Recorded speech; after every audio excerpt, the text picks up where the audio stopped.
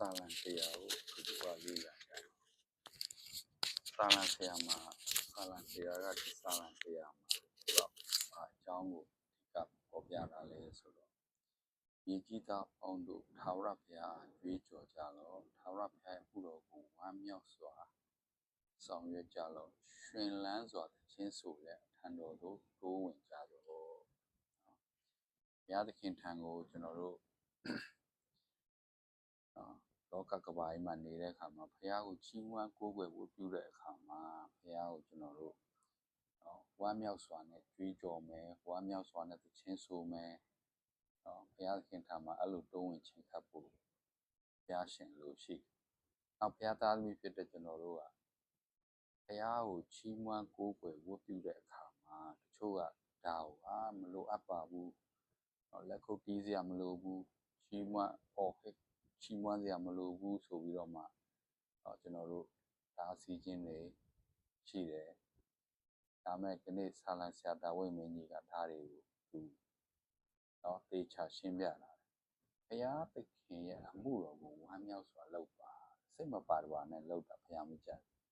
ဘုရားအမှုတော်ကိုဝမ်းမြောက်စွာလုပ်မယ်သချင်းကိုလည်းရှင်လန်းစွာနဲ့ဝမ်းမြောက်ပျော်ရွှင်စွာနဲ့လက်ခုပ်တွေတီးပြီးတော့မှဘုရားကိုချီးမွမ်းကိုးကွယ်တာဘုရားရှင်လို့ရှိ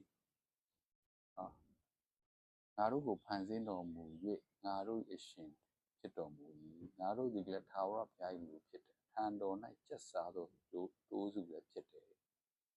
ကျေးဇူးကြီးပါသည်ဟုဝန်ခံလဲကျွန်တော်တို့ဘုရားကိုချီးမွမ်းကိုးကွယ်ချီးမွမ်းပြီးတဲ့အခါမှာကျွန်တော်တို့အတန်လေးကျယ်ကြီးနဲ့ဘုရားကိုကျွန်တော်တို့ကမလုပ်ရမလဲချီးမွမ်းတိုင်းကျေးဇူးတင်တိုင်း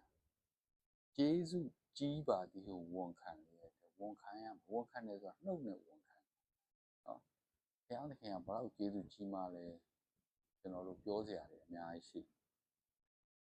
နံပါတ်1ကျွန်တော်တို့အပြစ်တွေကိုလောကကားတိုင်းမှာကိုယ်ရှင်ပေးဆက်ခဲ့တယ်ကျွန်တော်တို့ကနေ့ထိတိုင်အောင်ပွဲကားဆောင်မပေးတယ်ကျွန်တော်တို့ကနေ့ထိတိုင်အောင်ကိုယ်ရှင်ဖျားယူဆိုင်တဲ့ပွဲကားတယ်မဆတယ်ပြောစရာတွေအများကြီးရှိတယ်လေကိုကောင်းမွန်စွာရှုခွင့်ပေးတယ်ဖန်ဆင်းခြင်းလက်ရာတွေကြည့်ခြင်းအပြင်ဘုရားကျေးဇူးဘလောက်ကြီးမားလဲမိသားစုတွေလုံးလုံးချုံတဲ့အခုလိုနေခွင့်ရတာဘလောက်ကြီးမားလဲဒါတွေကခဏကျွန်တော်တို့ဘုရားသခင်ကိုချီးမွမ်းစရာဖြစ်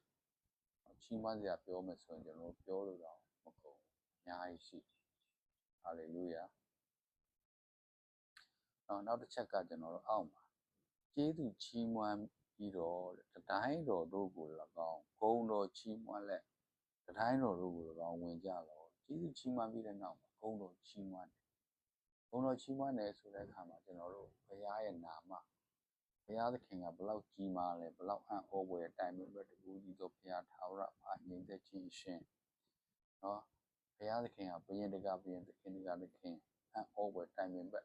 ကူကြီးတဲ့ဘုရားဆိုကျွန်တော်ဘုရားကိုမလုပ်ရမယ်သူ့ရဲ့ဂုဏ်တော်တွေကိုချီးမွမ်းတိုက်ဟာလေလုယာ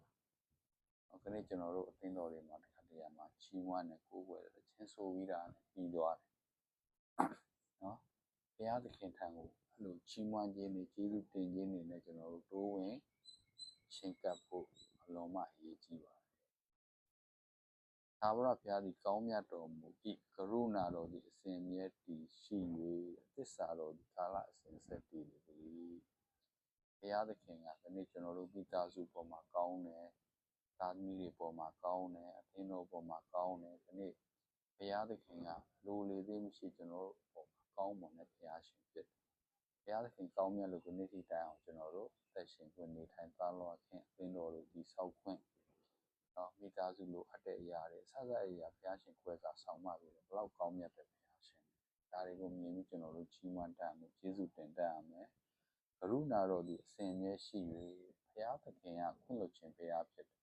ကရုဏာတည်တယ်ကျွန်တော်တို့ဘလောက်ပဲသူ့ကနေဝေးကွာပြီးတော့မှဘုရားကိုစန့်ကျင်နေပြိစေပျောက်တော်သားကဲ့သို့ဘုရားကရုဏာမေတ္တာနဲ့ကျွန်တော်တို့ကိုအမြဲတမ်းကြိုဆိုနေတော့ဘုရားရှင်ဖြစ်တယ်ဘလောက်ဝမ်းသာစရာကောင်းကျွန်တော်တို့ကလည်းဒီခါတည်းမှာဘုရားနဲ့ဝေးသွားဘုရားသခင်ကောင်းကြီးပေးတဲ့အခါကျေးဇူးတင်တယ်ကောင်းကြီးမပေးတဲ့အခါကျွန်တော်တို့ဘုရားကြောင့်မတက်ချင်ဘူးဒါမျိုးတွေအမျိုးမျိုးပေါ့လူရဲ့ စိတ်နေစိတ်ထား emotion နဲ့သွားရင်ကျွန်တော်ဘုရားရဲ့ကရုဏာကိုသိမှာမဟုတ်ဘူး။ဘုရားရှင်ကရုဏာကအမြဲရှိတယ်အစဉ်အမြဲရှိတယ်။တော့ကောင်းခဏတစ်ပြုံးမဟုတ်ဘူး။ပြောင်းလဲခြင်းနဲ့ထားတဲ့ကရုဏာမဟုတ်ဘူး။သစ္စာတော်ဒီကာလအစဉ်ဆက်ဒီဒီသစ္စာတော်လည်းထာဝရတည်လူကတော့သစ္စာမဲ့ဒါပေမဲ့ဘုရားကသစ္စာပဲတော့မှမမဲ့ဘူး။ဘုရားသခင်ကထာဝရသစ္စာတည်ပြီးတော့မှကျွန်တော်တို့ချစ်နေတဲ့ဘုရားရှင်ဖြစ်တယ်။နော်။ဒါကြောင့်မလို့ဒီနေ့ဒီမနေ့မှာဒီအကြောင်းအရာလေးစာလံတရားအဖြစ်နော်အရောက်စီတိုင်းမိသားစုကိုဘုရားရှင်ကောင်းကြီးပေးပါစေ။